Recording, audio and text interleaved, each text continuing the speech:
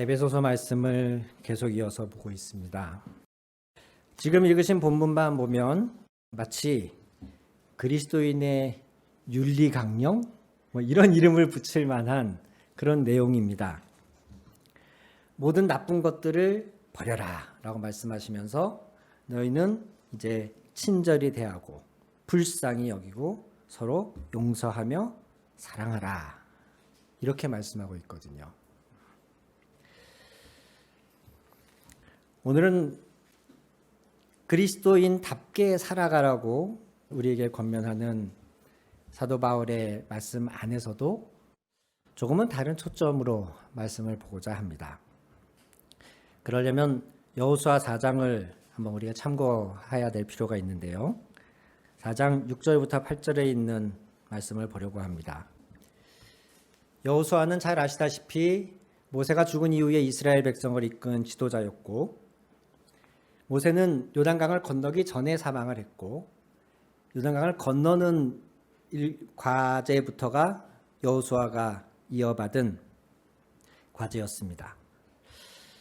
하나님의 놀라운 도우심으로 요단강을 건넌 이후에 하나님이 여호수아에게 한 가지 시키신 일이 있는데, 그것이 여호수아 4장에 기록되어 있어요. 4장 먼저 1절에서 3절을 한번 볼까요? 온 백성이 모두 요단강을 건넜을 때 주님께서 여호수아에게 말씀하셨다. 너는 백성 가운데에서 각 지파마다 한 사람씩 12사람을 뽑아서 세워라. 그리고 그들에게 제사장들의 발이 굳게 선 그곳 요단강 가운데에서 돌 12개를 가져다가 오늘 밤 그들이 머무를 곳에 두라고 하여라. 아멘. 요단강을 건넌 것은 기적이었습니다. 그 당시는 추수 때였고, 그때에는 의례절기상 요단강물이 찰랑찰랑 넘칠 듯 말 듯 가득한 것이 정상인데, 이스라엘 백성들을 하나님이 요단강을 건너게 하실 때에 마치 홍해를 가르실 때처럼 그 요단강을 가르셨습니다. 언약궤를 맨 제사장들이 요단강 한복판에 들어섰을 때에 서 있는 채로 나머지 백성들이 모두 그 강을 건넜고, 마지막에 그 언약궤가 다시 강을 건넜을 때에 강물이 합쳐지면서 정상적으로 흘러가죠. 이 일을 하나님이 기념하도록 하기 위해서 언약궤를 맨 제사장들이 서 있던 그 강 한복판에 그 자리에 있던 돌 12개를 가져다가 이제 가나안 땅에 들어가서 너희가 묵을 그곳에 이 12개의 돌을 세워라. 이렇게 말씀하세요. 그 지역 이름이 길갈이거든요. 길갈. 여호수아 4장 6절에서 7절 말씀을 이번엔 제가 읽어보겠습니다. 이것이 즉 이 12개의 돌이 당신들에게 기념물이 될 것입니다. 훗날 당신들 자손이 그 돌들이 지닌 뜻이 무엇인지를 물을 때 주님의 언약궤 앞에서 요단강 물이 끊기었다는 것과 언약궤가 요단강을 지날 때에 요단강 물이 끊기었으므로 그 돌들이 이스라엘 자손에게 영원토록 기념물이 된다는 것을 그들에게 말해 주십시오. 아멘. 이 돌들이 12개의 돌이 그 상황을, 그 현장을 목격하지 못했던 후세대에게까지도 남아서 하나님이 요단강을 가르시고 우리 이스라엘을 도우셨다라고 하는 그것을 알도록 리마인드 시켜주는 기념물이 되도록 시키신 겁니다. 이게 이 12개의 돌을 쌓도록 하신 하나님의 이유였어요. 너희가 잊지 말아라. 그런데 너희가 망각의 존재인 것을 내가 알기에 잊지 않도록 요단강 한복판에 있었던 그 돌 12개를 이곳에 쌓아두고 이것을 볼 때마다 내가 너희를 도왔다는 사실을 기억해라. 너희 자자손손 이 얘기를 전해라. 이렇게 말씀하신 거예요. 그 지역이 길갈이거든요. 그런데 이 길갈이라는 곳은 이스라엘이 가나안 땅을 정복하는 그 모든 기간 동안에 이스라엘의 베이스 캠프 역할을 한 곳입니다. 동서로 남북으로 오랜 시간에 걸쳐서 전투와 전쟁을 치르며 이스라엘이 가나안 족속들을 물리치고 땅을 하나씩 정복해 나가는 과정에서 그들은 반드시 전투를 마치면 일정 지역을 정복하고 나면 이 길갈로 돌아왔어요. 치열한 전투 후에 많이 지친 상태에서 돌아온 날도 있었을 테고, 어떤 날은 전투에서 졌을 때도 있을 겁니다. 상당수의 전사자나 부상자들이 생긴 날도 있었을 거예요. 그 모든 날들 동안에 이기거나 지거나, 그날 성적이 좋거나 나쁘거나 상관없이 이스라엘은 이 길갈로 돌아와서 다시 묻고 거기에서 다시 회복하고 다시 전쟁을 치르러 나간 겁니다. 이것이 무엇을 의미하냐면요, 이 길갈에 최초에 무엇이 있었다고요? 무엇을 하나님이 세우도록 하셨다고요? 12개의 돌을 가지고 쌓도록 하시면서 내가 너희를 도왔다. 이걸 볼 때마다 내가 너희를 위해서 요단강을 갈른 이 사실을 기억해라 라고 말씀하신 거잖아요. 그러면 이들이 치열한 전투를 치르고 돌아와서 힘들고 지쳐 있더라도 그 12개의 돌을 보면 어떤 마음이 생기겠습니까? 다시 리마인드 되는 거예요. 아, 이 전쟁은 우리에게 속한 것이 아니다. 하나님이 우리와 함께 하신다. 요단강을 가르신 그분이 지금 우리의 힘이 되어 주신다. 몸은 비록 지쳐 있고 어떤 날은 비록 전투에서 패배해서 돌아왔을지라도 이 12개의 돌을 보면서 이들은 다시 리마인드 되는 거예요. 자, 오늘은 비록 적이 우리를 압도했지만 이것이 끝이 아니다. 왜? 이 돌을 보아라. 우리는 하나님이 도우시는 백성이다. 우리는 요단강을 가르신 그분이 함께 하시는 사람들이다.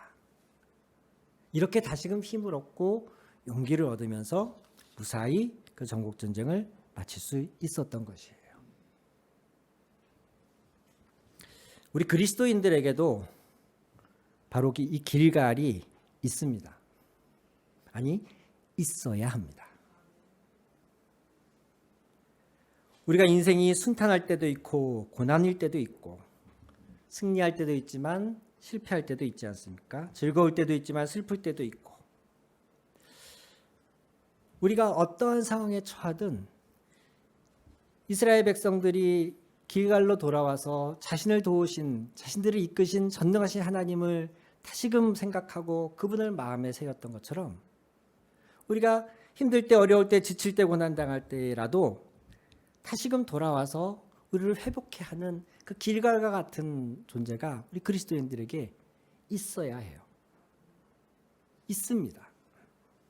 그것이 무엇이냐면 하나님의 사랑, 하나님의 은혜입니다.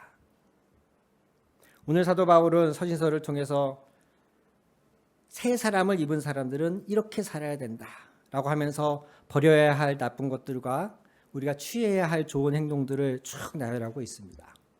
처음에 은혜 받은 우리들은 아멘 하면서 그대로 살려고 노력합니다. 애씁니다. 도전합니다. 그래, 원수를 사랑하라고 하셨어. 화를 해가 지도록 품지 말라고 하셨어. 이러면서 우리가 우리 안에 있는 부정적인 것들, 악한 것들을 제거하려고, 극복해 보려고, 선을 행해 보려고 많이 노력합니다. 봉사하고 하나님을 위해서 희생하고 헌신하기 위해서 노력합니다. 그런데 문제는 마치 베드로가 주님을 버리거나 떠나지 않겠다고 호언장담했지만 여지없이 자신의 목숨 앞에서 예수님을 부인한 것처럼 우리의 결연한 의지와 노력이 여지없이 실패하는 것을 우리는 목격하게 된다는 것이죠. 이런 일들이 반복되고 되풀이 되다 보면 우리 안에 점점 자기 그 존중감이 떨어지기 시작하면서, 아, 나는 구제불능이구나. 나는 해도 안 되는구나. 내가 그렇게 주님이 나를 위해서 십자가에 죽으셨다는 내가 그 은혜를 받아놓고 내가 그렇게 그 은혜의 눈물을 흘려놓고도 내가 지금 이렇게 작은 죄 하나 버리지 못하는구나. 내가 이렇게 내 승질 하나 못 다스리는구나. 이러면서 우리는 절망하고 의기소침해질 때가 너무 많은 거죠. 그러나 이런 우리의 모습은 주님이 기뻐하는 모습이 아닙니다. 만약에 우리가 이렇게 스스로에게 실망하고 실패하는 자신을 보면서 낙심하게 될 때에 우리는 어떤 태도를 취해야 될까요? 일단 첫 번째는 아니죠. 첫 번째 뭐냐면 포기하는 거예요. 나는 해도 안 돼. 나는 좋은 크리스찬이 될 수 없어. 이러면서 포기하는 거예요. 이거는 당연히 우리가 취하지 말아야 될 행동이죠. 이 정도는 우리 성도님들 다 아시고 공감하시리라 생각합니다. 그러면 두 번째는 뭐냐면 마음을 다잡고 다시 한번 스스로를 채찍질하면서 포크로 허벅지를 찔러가면서 노력해서 신실한 그리스도인이 되고자 다시금 힘을 내고 도전하는 거. 우리는 보통 2번을 많이 선택합니다. 포기하지 말자. 이 정도 실패했다고 내가 하나님의 자녀로 사는 것을, 하나님께 헌신하는 것을 포기할 수는 없지. 이러면서 잠시 이렇게 슬럼프에 빠져 있다가도 다시 채찍질하고 노력해서 일어납니다. 근데 문제는 그러한 노력도 또 실패하더라는 거예요. 아무리 결연한 의지를 결단을 해봐도 또 실패하더라는 거예요. 그 얘기인 즉슨 2번 역시 우리의 정답이 아니라는 거예요. 반복되는 실패와 자신에 대한 실망이 우리를 힘들게 할 때에 우리가 선택해야 하는 정답은 마치 이스라엘 백성들이 고된 전투를 마치고도 굳이 먼 길을 다시 돌아서 길갈로 갔던 것처럼, 요한계시록의 표현으로 하면 우리의 첫사랑으로 우리는 돌아가야 되는 겁니다. 애초에 내가 구원받은 것이 나의 어떠함 때문이 아니더라는 그 사실, 전적이고 일방적인 하나님의 은혜에 의해서 내가 하나님의 자녀가 되었다는 그 사실로 우리는 돌아가는 거예요. 그 은혜 받고 내가 하나님의 자녀답게 살아보려고 원수도 사랑하라는 그 말씀에 순종하려고 하다가 실패하잖아요. 그러면 은혜 받았는데 하나님의 계명에 순종하려고 하다가 실패했을 때 그 시점에서 우리가 가야 될 장소는, 우리가 가야 될 길갈은 처음 받았던 그 은혜로 돌아가야 되는 겁니다. 나는 왜 이렇게 말씀대로 못 살까? 나는 왜 이렇게 연약할까? 이러면서 자기 자신을 한탄하는 방향으로 가서 될 게 아니고, 노력했는데도 내가 실패하는 자신을 발견했을 때 우리는 그 실패한 자신을 가지고 다시 처음으로 돌아가서 애초에 하나님, 내가 노력해서 구원받은 것이 아니었던 것처럼 내가 주님의 뜻대로 계명대로 살아보려고 했지만 주님, 이거 노력하다가 제가 실패했습니다. 이게 나의 현실이고 이게 나의 현주소입니다. 주님, 나 어쩌면 좋습니까? 해도 안 되는데 주님 어떡하죠? 다시 그 시점으로 돌아가는 거예요. 그러면서 우리는 깨닫게 됩니다. 은혜 받고 그리스도인답게 살도록 노력하도록 나는 부르심 받은 존재가 아니라 은혜 받고 그 받은 은혜 덕분에 살아가는 존재라는 사실을 깨닫게 됩니다. 여러분 한번 따라해 보십시오. 그리스도인은 은혜 갚기 위해 사는 사람이 아니다. 그리스도인은 은혜 덕분에 살아가는 사람이다.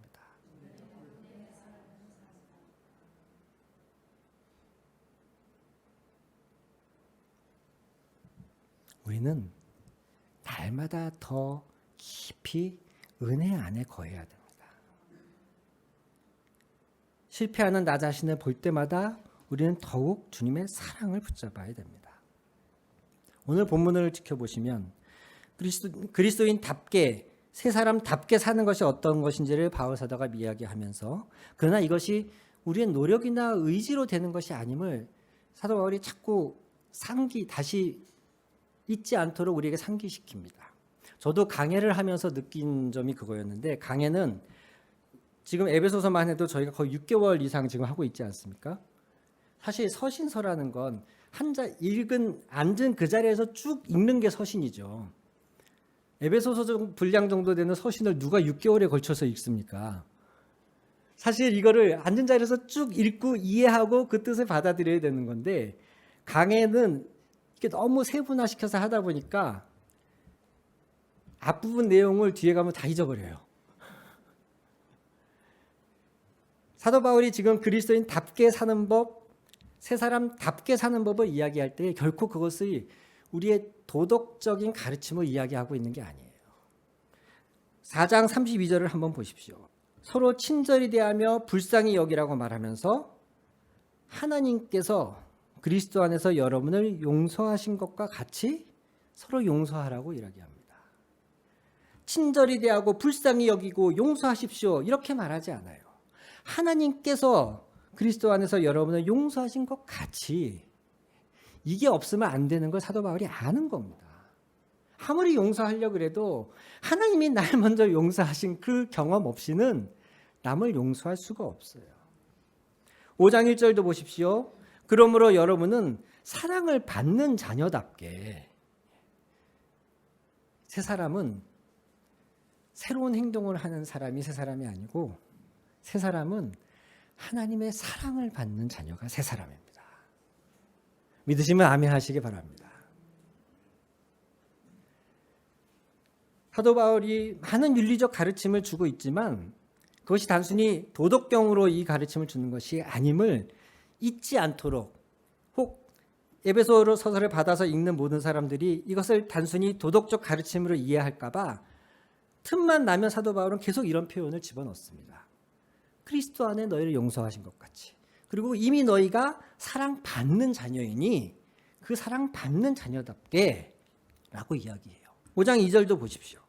그리스도께서 여러분을 사랑하셔서 우리를 위하여 하나님 앞에 향기로운 예물과 제물로 자기 몸을 내어주셨습니다. 그것과 같이 여러분도 사랑으로 살아가십시오. 이 앞에 부분, 이 조건들이 빠지면 뒤에를 실행할 수가 없어요. 그리스도께서 나를 위하여 먼저 향기로운 예물과 제물이 되어 주셨었지. 아, 맞아, 그랬었지. 내가 전적인 그분의 일방적인 사랑으로 지금 구원받은 거지. 이 사실이 늘 내 안에서 떠나지 않아야 다른 사람도 사랑할 수 있게 되는 겁니다. 교회는 우리가 예배에서는, 그리고 성도의 교제를 나누거나 성경 공부를 하거나 기도하고 하는 이 모든 교회 안에서 행해지는 활동 안에서는 무엇보다도 바로 이 하나님의 은혜와 사랑이 충분히 경험돼야 할 줄로 믿습니다. 사도 바울이 4장에서 윤리적인 가르침을 시작하기 전에 아마도 염려되고 불안한 부분이 있었던 것 같아요. 그래서 직접 내가 이렇게 기도한다 라고까지 이야기하고 적어놓은 기도문이 에베소서 3장 뒷부분에 있지 않습니까? 우리 그것도 한번 찾아서 같이 보시겠습니다. 4장서부터는 그리스도인답게, 새 사람답게 사는 법을 적어야 되는데 자칫 이것을 율법이나 계명으로 사람들이 이해할까 봐 사도 바울은 먼저 이렇게 기도합니다. 에베소서 3장을 보십시오. 16절부터 읽겠습니다. 아버지께서 그분의 영광의 풍성하심을 따라 그분의 성령을 통하여 여러분의 속사람을 능력으로 강건하게 하여 주시고, 먼저 우리 속사람이 성령으로 강건해져야 됩니다. 사랑하고 용서하고 희생하고 헌신하는 거, 내 안에 성령이 든든히 계셔야 할 수 있는 거지 그냥 노력한다고 되는 게 아니에요. 17절 보십시오. 믿음으로 말미암아 그리스도를 여러분의 마음속에 머물러 계시게 하여 주시기를 빕니다. 여러분 안에, 여러분의 믿음이 늘 강건해서 그리스도가 여러분 안에 늘 계시도록, 그것이 늘 느껴지고 그분의 임재 안에 여러분이 늘 살도록 내가 그렇게 기도합니다. 왜 사도 바울이 이렇게까지 기도하겠어요? 이게 돼야 그 다음에 어떻게 사느냐가 되는 거기 때문에 그래요. 18절도 보십시오. 모든 성도와 함께 여러분이 그리스도의 사랑의 너비와 길이와 높이와 깊이가 어떠한지를 깨달을 수 있게 되고 지식을 초월하는 그리스도의 사랑을 알게 되기를 빕니다. 제발 여러분이 하는 그리스도의 사랑의 높이와 깊이와 너비와 길이를, 그 장엄함을, 그 위대함을 제발 매일 더 알게 되기를 내가 간절히 기도합니다.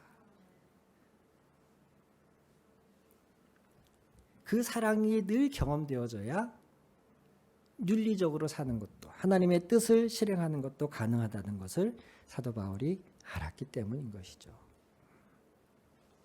오늘 저와 여러분이 하늘향이라고 하는 한 교회로 서로 연결되어지고 결합되어져서 함께 자라가도록 주님이 부르신 줄 믿습니다. 그렇다면 우리 안에서 가장 많이 충만히 경험되어져야 할 것은 바로 이 하나님의 은혜와 사랑인 줄로 믿습니다. 다른 곳에서 어떤 어려움이나 문제나 실패나 고난이 있더라도 마치 우리 교회 공동체가 길갈과 같이 여기 돌아왔더니 여기서 함께 모여서 예배하고 기도하고 했더니 아 그래 맞아, 하나님이 나 이렇게 사랑하셨지. 내가 지금 좀 이런 힘든 일을 겪고 있지만 하나님이 결코 나를 가만 놔두실 분이 아니지. 내가 가진 그 어떤 문제보다도 하나님이 더 크시지. 잊어버리고 살다가도, 그것을 놓치고 살다가도 여기 오면 그게 기억이 나야 돼요. 여기 오면 그게 경험이 되어져야 돼요. 하나님 날 사랑하시지라는 그 말이 단순히 글귀가 아니라 내 온몸으로 전인격적으로 경험되어져야 하는 곳, 내 하나님의 첫사랑을 떠올려주게 하는 길갈, 그게 바로 교회 공동체가 되어야 되는 겁니다. 교회 안에서는 서로 사랑하는 것 말고는 하지 마세요. 누가 그랬더라고요. 사랑만 하고 살기에도 우리 인생은 너무 짧다. 그냥 어떻게 하면 내가 오늘 더 하나님의 사랑에 충만히 거할까? 오늘 교회 가서 어떻게 하면 예배 가운데 그 하나님의 사랑을 더 많이 느낄까? 어떻게 하면 내가 우리 성도들을 더 사랑할까? 그것만 생각하고 교회 오세요. 하나님은 모든 것을 때를 따라 아름답게 만드신다고 전도서에는 말씀하십니다. 너무 어린아이가 너무 일찍 철들어서 어른스러워 보이는 거, 그거 아름다운 거 아닙니다. 때에 맞게 자라가야 됩니다. 때에 맞는 모습이 아름다운 모습입니다. 교회가 사역하고 성장하고 세상에 나아가서 세상을 뒤집는 그러한 역할을 하는 거 당연히 하나님의 뜻이고 중요하지만 지금 우리는 아닙니다. 지금 우리는 더 사랑하고 하나님의 더 은혜를 누리는 것, 그 어떤 곳에서 받은 상처나 아픔이나 어려움조차도 길갈과 같은 이곳에 오면 하나님의 첫사랑으로 눈 녹듯이 사라지고, 이곳에서 애초에 우리를 처음 부르셨던 하나님의 그 부르심을 회복해 하는 것, 지금 우리는 그것만 해도 충분합니다. 자꾸 받은 은혜를 갚으려고 무엇을 하지 마시고 날마다 주님 나에겐 은혜가 필요합니다. 오늘도 내가 하루 살아갈 은혜를 주십시오.